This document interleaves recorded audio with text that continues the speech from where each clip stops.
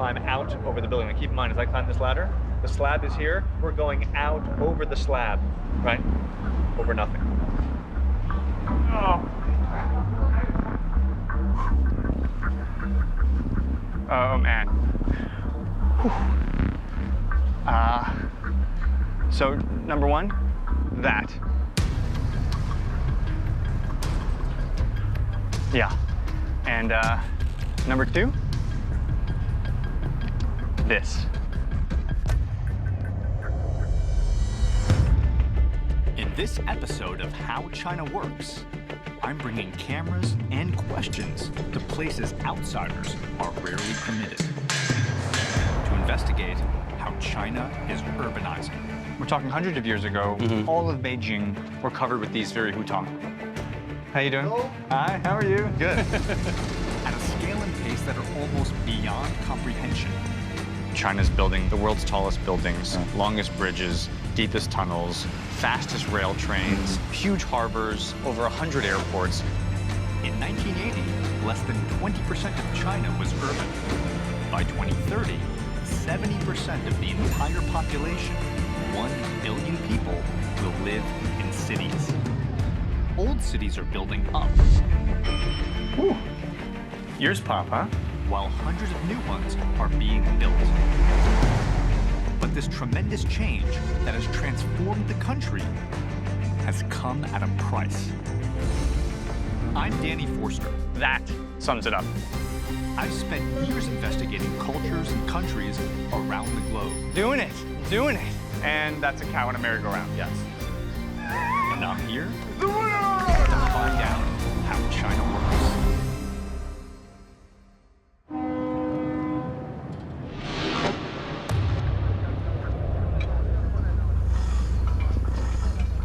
At over 600 meters in the air, I'm at the highest point in China.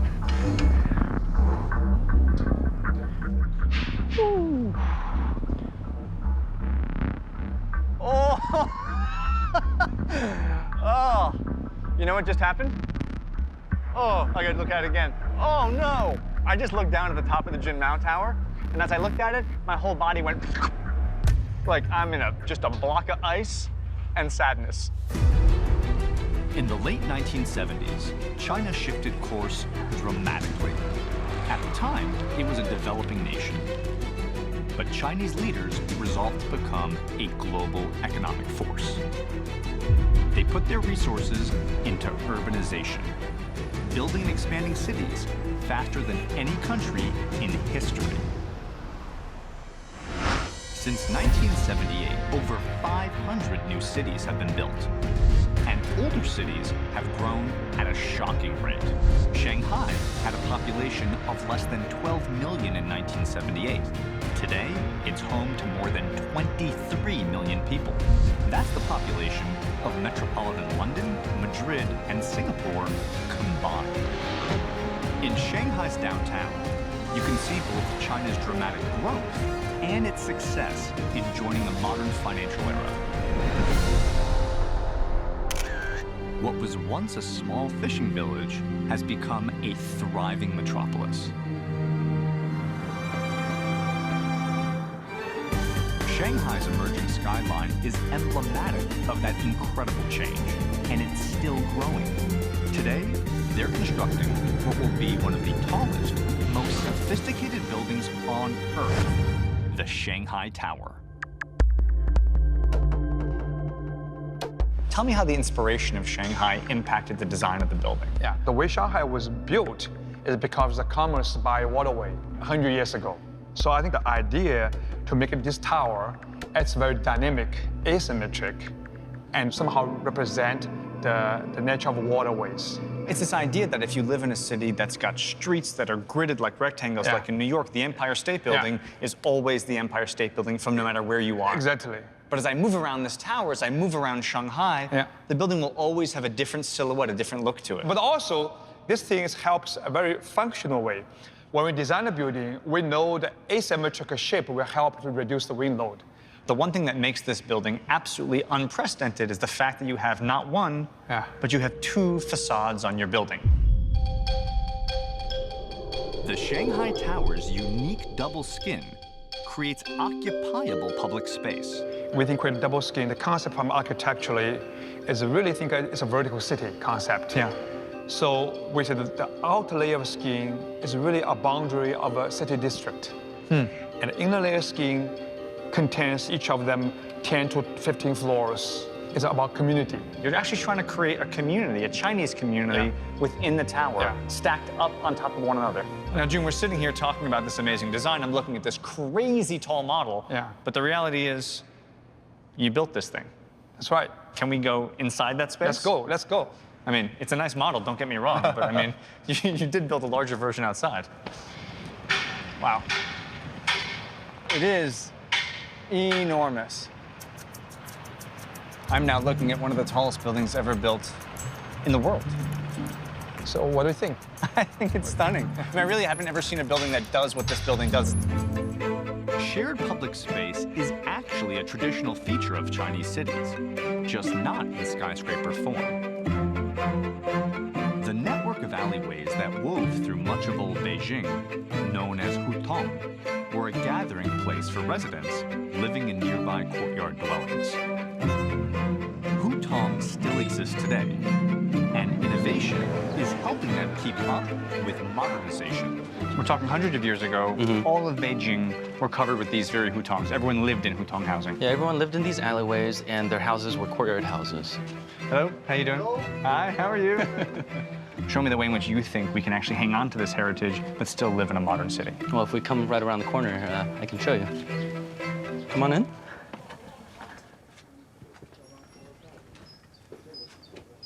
So this is the traditional house. You have families living on one side, families on the other side. And what is this? Well, so part of the courtyard house is actually now vacant, but part of it is still being inhabited. And the issue is, what do you do with the vacant parts? You know, they're not in very good conditions. So our solution is this prefab design. So basically what I'm looking at is a series of individual pieces that basically come together, like, as you said, a kit of parts, to form a room. Yes. And what we're going to do is we're going to assemble them inside the house and you know, bring up the living standards. Oh, all right. Let's move this over here next to the door.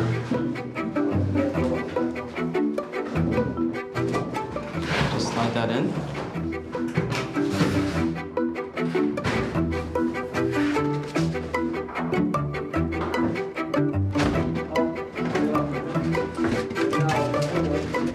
That's the bottom, that's the top here? Yes.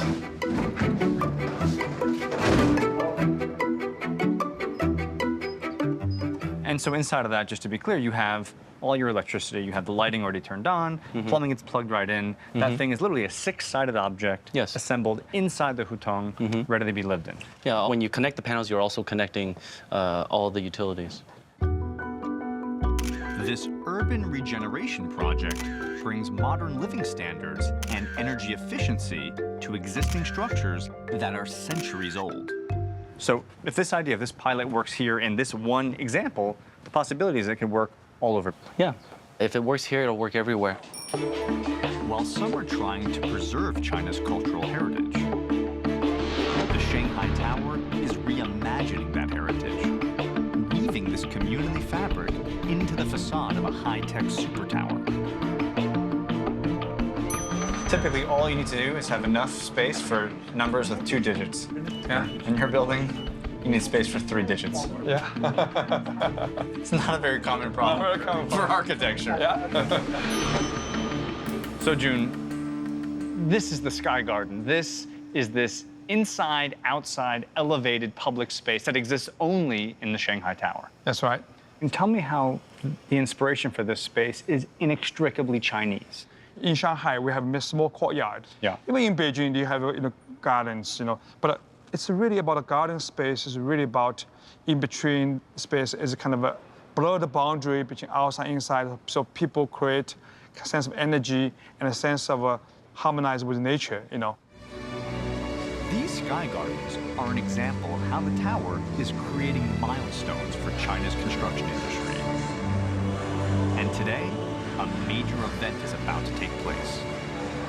So I'm standing on the 125th floor of the building, super, super high. It's this space that when it's done will be the observation deck. And what's amazing about this building is the incredible twisting shape of the building all comes to its apex right here in something called the crown. And the crown is this beautiful glass cap that's supported by all this steel around me. And the amazing thing is today, that steel is being completed with that final piece hanging out over Shanghai. When complete, at 632 meters above ground, this building will be the tallest in China, a symbol of the country's reach. China's plan to transform its economy through cities has been a triumph. It now has the single largest economy in the world.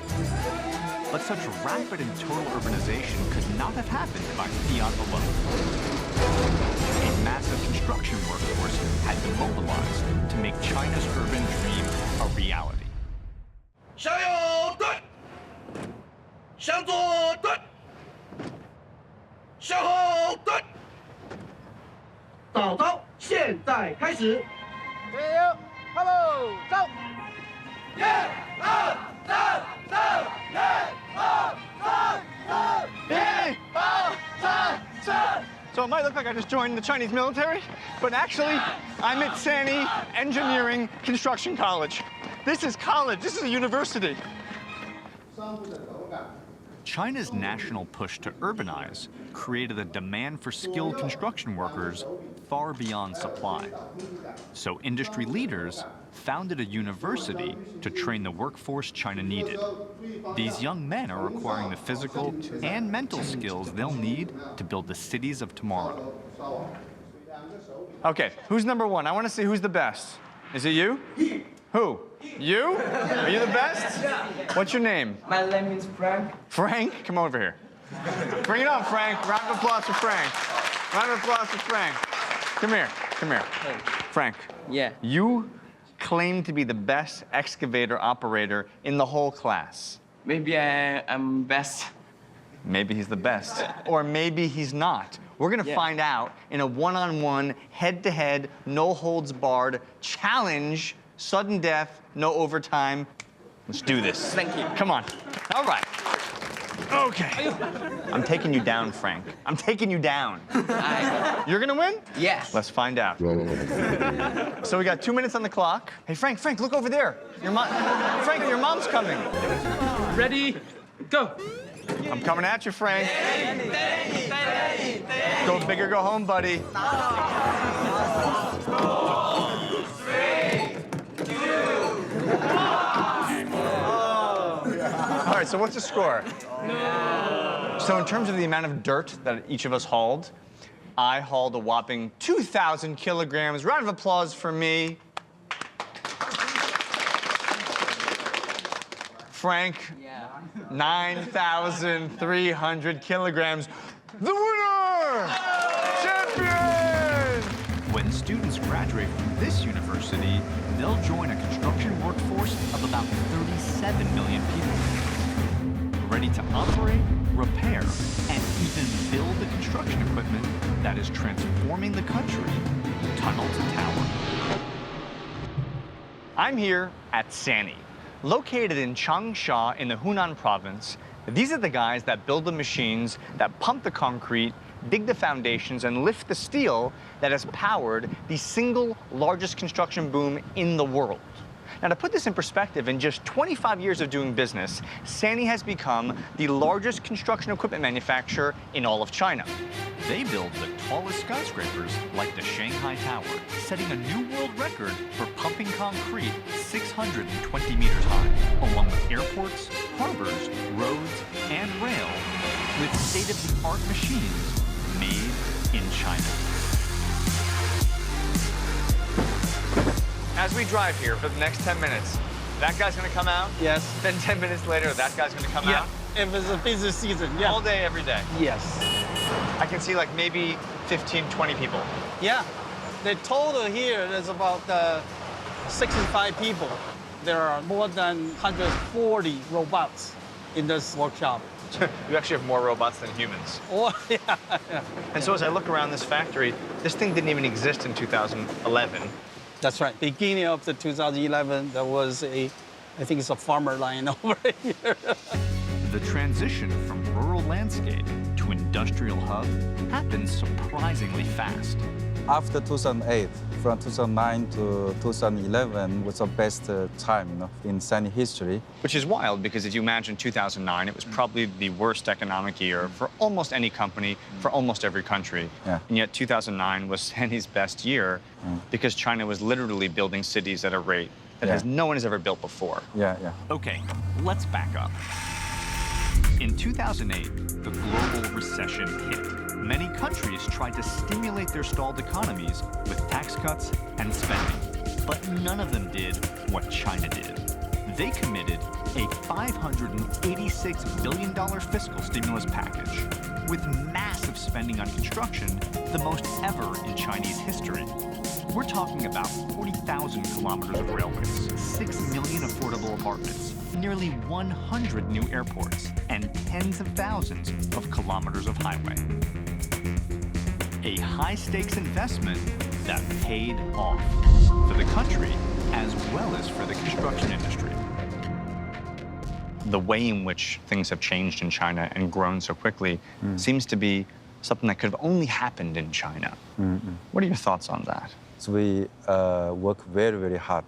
We started from very poor, from the agriculture and society. Yeah. So for us, we need to learn everything. And also, the Chinese people has very strong wish to improve their living condition. Yeah. You know, when I was a child, it's very difficult to feed ourselves. You know? So, Really? yeah, really.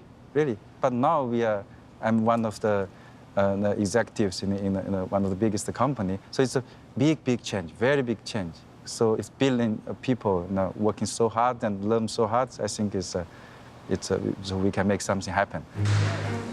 This massive building boom produced a strong economy, but rapid urbanization comes at a price. After decades of unchecked industrialization, pollution levels in China have reached a crisis point. In Beijing, the air is clogged with between 7 and 33 times more particulates per cubic meter than humans should breathe. And it's not just city dwellers who suffer. Almost 1/5 of the country's farmlands are polluted, as is 3/5 of its groundwater. China's rise has been unprecedented, but it's put its natural resources, its environment, and the health of its citizens at risk. With China's building boom has come disastrous pollution, including smog so lethal, they call it airpocalypse. The government has begun to focus on the problem, declaring war on pollution, and deploying pilot programs around the country to find potential solutions. Dr. Yang? Hey, hi. Nice to meet you. How are you? 今天采样的时候穿的衣服 Requisite biohazard suit. This is like straight out of the movie Outbreak. Dr. Yang and his team from the Environmental Protection Agency are testing the water quality of a lake in Tianjin. 其实我们不用穿的这么就是这样防护的。现在这个水质状况已经非常好了。 Apparently, Dr. Yang didn't play dress up as a kid and doesn't realize there's the kind of exciting opportunity of just getting into the role. But it's good to be in the moment, you know, to just embrace it. OK。 Okay? Let's go. Let's do it.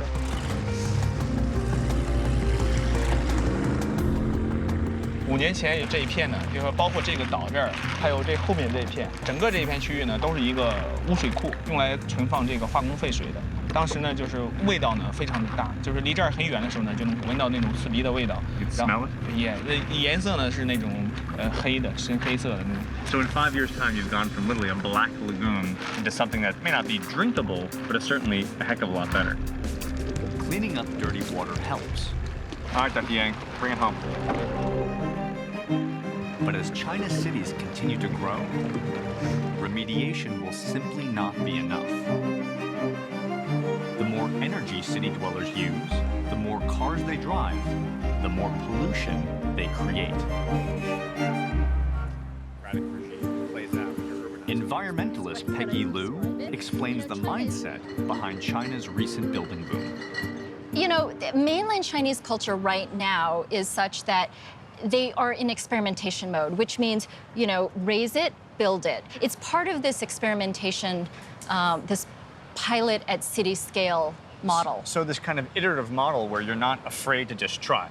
That's right. We're not afraid to try because it's at China cost, which is cheaper. It's at China paced, right? So commercialization, experimentation happens faster. We're innovating at gigascale, as I said. It's amazing. Nobody else is doing it.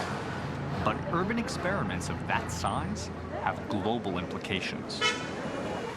The problem with China is that we're bigger, so we're polluting more as we grow and industrialize. And frankly, we're at a point, the globe, the planet, Earth, is at a point where it can't afford China to pollute at China scale. Real solutions have to prevent the problems before they start, driving growth while putting the brakes on emissions. One solution that moves urbanization forward on a more sustainable track: bullet trains.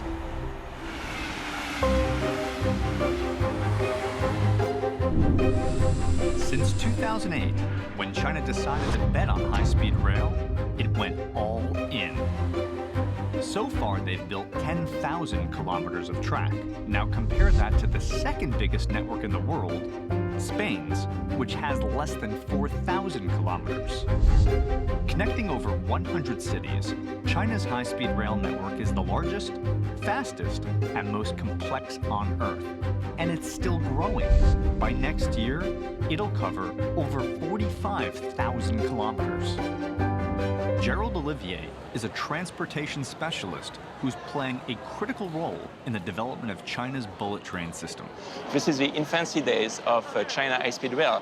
What you can see is France has been working on this for a little more than 30 years. So you're comparing a newborn system with a system that is mature, and yet you have 6 times more people traveling. Right.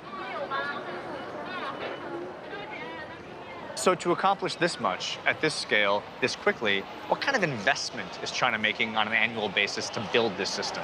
Well, China has been investing about $100 billion a year, $100 billion a year for the past few years, and this figure will be a little higher this year. They are going to invest about $130 billion.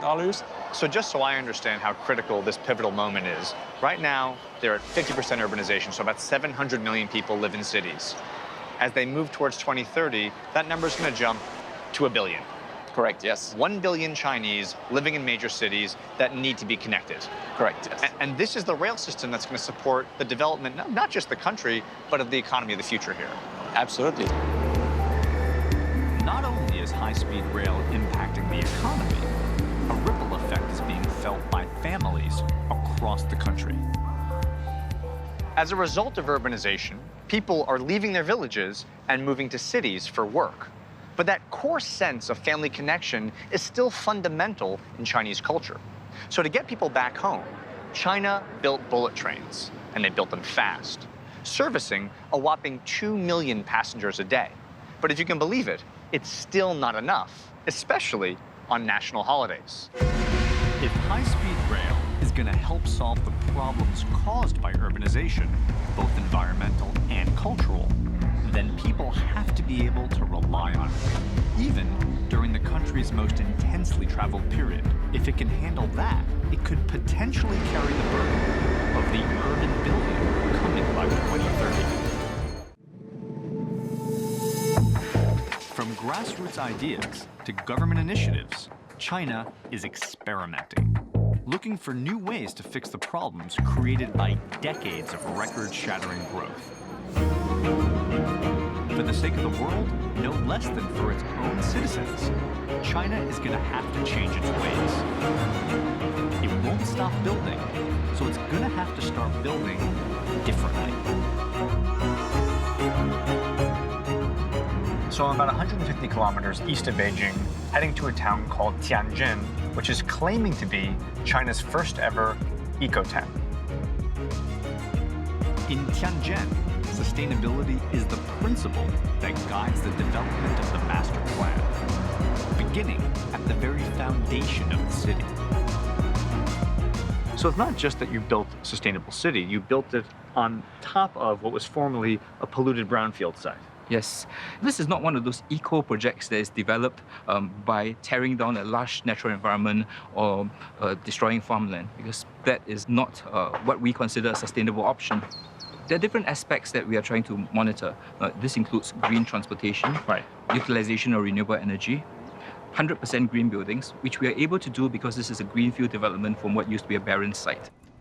At the central control area, they're monitoring the city's sustainable systems. And just to give you a sense just how kind of real-time this data is, you've seen wind turbines all around the eco-city, right? If I isolate just one turbine in one area, you can see that is the amount of kilowatt hours of power that are being produced by that turbine in the city right now. Tianjin offers more than just renewable energy. Its core concept is predicated on something called an eco-cell, a roughly 400 by 400 meter area that contains everything a citizen would need: home, work, groceries, school, even a park. The eco-cell is designed to attract residents not just to a sustainable city, but also a sustainable life. This eco-city, as skeptical as I was, is actually the beginning of an alternative. The housing is here, but it's sustainable housing. But they're also trying to limit the use of the car, increase public transportation, create mixed-use environments, intergenerational housing, all of these ideas that are nowhere to be seen in cities like Beijing. The idea is those cities are working, they're dense, they're intense, but the quality of life is coming down, and Chinese folks want an alternative. Now, will this work? I don't know, but for sure, this is the first time anywhere in China where I'm seeing these ideas in practice. Burgeoning eco-cities will succeed only if their residents can travel quickly to and from larger cities, and they can stay connected to their families back home. Shania Shen is part of a new generation of young people who have left their hometowns in pursuit of greater opportunity in big cities. Today, she's heading home for the holidays. How difficult is it to get a ticket during Chinese New Year? Without the fast train, we had the Chinese train. At that time, there were not that many trains, and we only released the ticket about 10 days before the day you need to departure. So you can't purchase a month beforehand, no way. But now we have the fast train, a lot more trains going, it's faster, more frequency, so it's not as difficult now. Xie. This is us, number 7. Yeah, and it's calling us, we have to go now. All right. Suzhou is 100 kilometers from Shanghai. Now, the trip used to take 2 hours, but on the bullet train, it takes only 30 minutes, traveling at around 300 kilometers per hour. Talk to me about the landscape, because as you look out the window, how has this changed and evolved? I mean, for example, I see cranes, I see skyscrapers, and I imagine this was probably agricultural farmland 5-10 years ago. You're completely right, and that was the part I actually feel quite sad in a way. Urbanization is fantastic, China is developing the skyscrapers, but then again, 10 years ago maybe, these places will be just all agriculture. Now the city is expanding, and the factory is now moving out of the city. Right, as real estate values skyrocket, you can't possibly keep factories in downtown areas. Exactly. They put skyscrapers in cities, and the factories move here. Indeed. The next station is Suzhou Station. Thank you. Xie. Which one's your dad? The one in the black shirt. The one that looks very excited to see you, who's Yeah. like, can't wait. Hello, ni hao. Ni hao, I'm Danny. Ni hao. Shamling Mu, nice Ni to hao, meet ni you. hao. How are you? Hello. Hi, I'm Danny. Ni hao. Xie.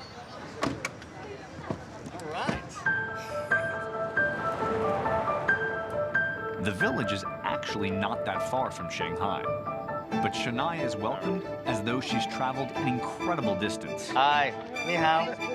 And in a way, she kind of has, in terms of how different her life is in the big city. This is my grandma. Hello. Ni hao. Ni hao. My grandma is over 70 years old. This is probably the first time seeing an American guy. I see. So I get to feel special today? You should. This is an awkward moment when I'm forced to be the representative for the American people. But I'll do my best. My dad is saying lunch is ready. He's hungry. Shall we? Let's eat. Yes. Shania's homecoming is a scene that's repeated millions of times throughout China. When new urbanites grab that chance to visit the families they left behind. Especially during national holidays, when China experiences the largest annual migration in the world. So in terms of the rail infrastructure and train usage, is it fair to say that this is the highest traffic day in the year? During that 10-day period, you will have 9 million people traveling every day. And out of this, about 3 million every day on high-speed rail. So yes, it's a very busy period, and this is the highest in the year. So talk to me about capacity of the system. Today, in terms of traffic transported, you have about between 530 to 600 million passengers per year, depending on how you look at it. And you're still very, very far away from the peak capacity. Ultimately, the goal is not to serve the current traffic, it's to serve the traffic of in 10 years, 15 years, 20 years. It's hard to kind of put your head around it, but this moment in China's kind of urbanization, industrial development, I mean, this happened in European countries or in the West quite a while ago. It's a game changer. You can think of it as setting up the backbone for the competitiveness of China of the 21st century. Doing it right will make an immense difference in terms of China's productivity, competitiveness, and the way the different cities interact within one another. Building a forward-looking rail system and sustainable cities of the future is not just a matter of planning, it's also about execution, which means China's young construction industry will ultimately determine whether this country's massive urban experiment is a success.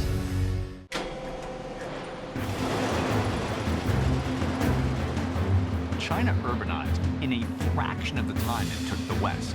Total transformation within a generation. And because it all happened at once, companies like Sany that were on the ground at the time had the chance to contribute to almost every aspect of China's reinvention. It is incredible to say that you were a part of not just the urbanization of China, but really the transformation. Yeah. And that's an amazing thing. Almost all the construction job need our machine. One is the buildings, the tallest building in China, and also the infrastructure like the highway, the high-speed railway, and also the huge harbors and the longest bridges like that. China could build up to 50,000 skyscrapers in the next 20 years. And 82 new airports are due to open by the end of 2015, a rate of roughly one each week. But when building bigger than ever before, the tools China needs have to be reimagined. It's a challenge that has sparked both creativity and invention. As China's construction boom continues to increase, they're building not just more projects, but bigger ones. And in order to execute those designs, they literally have to invent new and larger forms of construction equipment. Case in point, what I'm standing on right here is a crane boom that connects to a piece of equipment that can lift, get this, 3,600 tons, one of only 2 in the entire world. And today, we're gonna break this crane down and ship it out to take part in its very first maiden project. Consisting of over 150 individual parts, it's one of the largest of its kind. This assembly requires not just a dedicated team, but heavy reinforcements. The pins are being attached. Once we're locked and loaded, the crane operator will give it the go, and what I'm standing on right now will get lifted up and taken off the crane. So we have the pins both disengaged, we have tension in the wire, and I think right now you're gonna see this whole massive piece begin to slide out. Oh, here she comes. It's about to come loose. And look at that. Drive the crane? You're gonna let me drive the crane. You hear this? So for the next lift, that piece you just saw, I am gonna operate the crane and get that mega piece off to the side. I don't know how to drive a crane. All right. Okay. How are you? I'm Danny. Hi. How are you? Could you show me what all the controls do? 这个可以调这个百分比的快慢，这个是可以大臂可以上升下降。 All right. Okay, we're driving, we're moving, and now I'm gonna lower the jib. All right, bringing it down. Here we go. And now And this piece is sitting on the ground. These are some of the biggest toys in the world, designed specifically for China's needs. And once they go on site, the company keeps a close watch. 您好，我们这边是3一重工的，很高兴为您服务。看到这里面的工作人员，就是我们在总部的部分的2线服务工程师。 And right now, they're monitoring SANY equipment in different cities all over China. 对，比如说我们可以看到设备的一个详细的地理位置，然后我们还可以看到它设备的一些施工的情况，包括一些非常简单的故障问题，都可以通过这套系统来体现。 Just incredible to think that right now, as I look at this map, as I look at all of China, there's 200,000 pieces of equipment, and you're monitoring all of them. These machines are the tools that built modern China. They are just as advanced and powerful as you might imagine, and they're also surprisingly graceful. At SANY, it's one thing to make a tremendous amount of high-tech construction equipment. But even with an amazing machine like this and a pair of novice hands, it's just a big pile of metal. So today, I'm going to meet some of the finest operators in the entire company, and they are going to show me what they can do. Gentlemen, how are you? Hey, nice to meet you. Nice to meet you. Tiago, what's your name? Robot. We're going to talk about that in a minute. Hi. Dawn. So we got Robot, Tiago, and Dawn. We have 3 of the finest operators in the whole company who are holding 3 very bizarre tools with them. Robot, you have a bottle of beer with you. Tiago, you have an egg. And lastly, Dawn, you're carrying parchment and a calligraphy pen.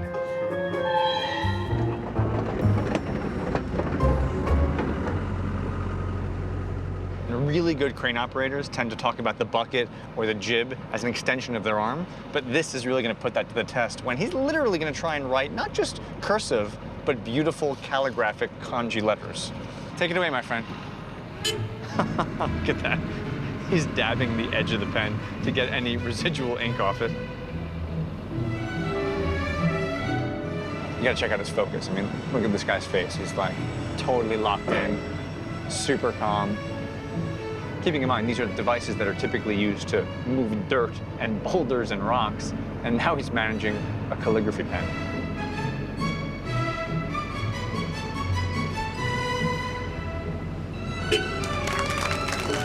That was amazing. That was really incredible. Quality changes the world, huh? In kanji with an excavator. Robot, the floor is yours, buddy. And that just happened. Bring it home. 5 for 5. Does he have it? Oh, he has it, ladies and gentlemen. That's a robot with an excavator.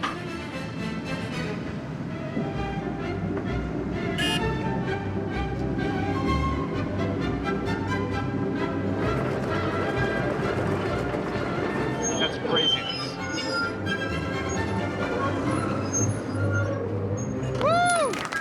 That was super weird, but amazing. This is like some elaborate mating ritual.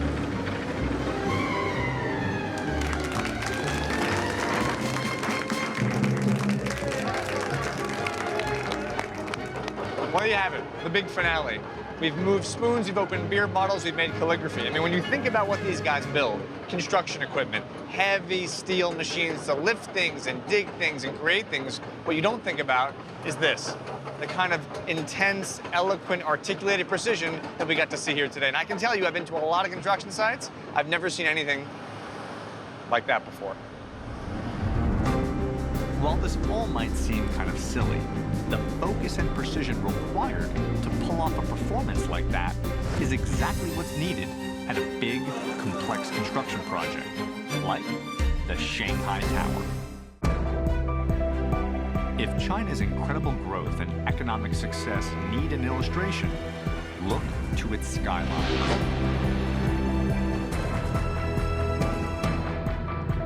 If you take a step back and look at the 3 mega towers in downtown Shanghai, you can almost get a kind of a visual history of China's recent development. Now, what do I mean? Take the Jinmao Tower. 1999, this building with its step pagoda roof is China looking to its history for inspiration. About a decade later, 2008, the Shanghai World Financial Center. This abstract, geometric icon is China looking outwardly to the globe for new ideas. And today, the newly completed Shanghai Tower. Here you have a building whose philosophy and its design is steeped in Chinese tradition, but simultaneously through its technology, it's all about China's future. The tower's completion will represent the culmination of the last 30 years of urbanization. Ooh. So where I'm standing is on the outside of the building. Look at them. That's inside the building. Look, they're on solid ground. Their feet feel on it's concrete. There's a sense of stability to it. Look at this. It's like a chicken coop.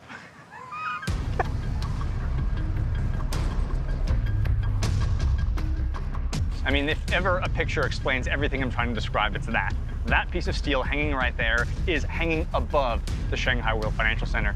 That sums it up. Whew, okay, let's install some steel, boys. Let's define a skyline, huh? Let's redefine the skyline with the completion of an icon, huh? So if you look at that steel piece, you can see it's got two pipe-like legs, and each one of those legs are gonna kind of come into position, and we're gonna locate that pipe directly on here, bolted together, and ultimately welded into place. And it's this steel right here that's gonna hold the glass that will create the top of the building. Oh man, here it is coming up.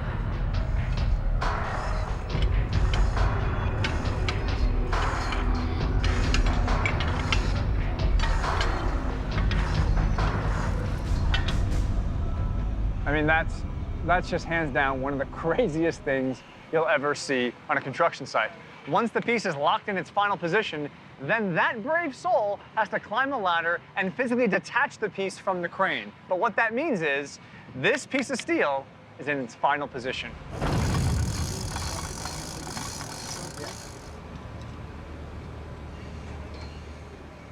That was very, very impressive, sir.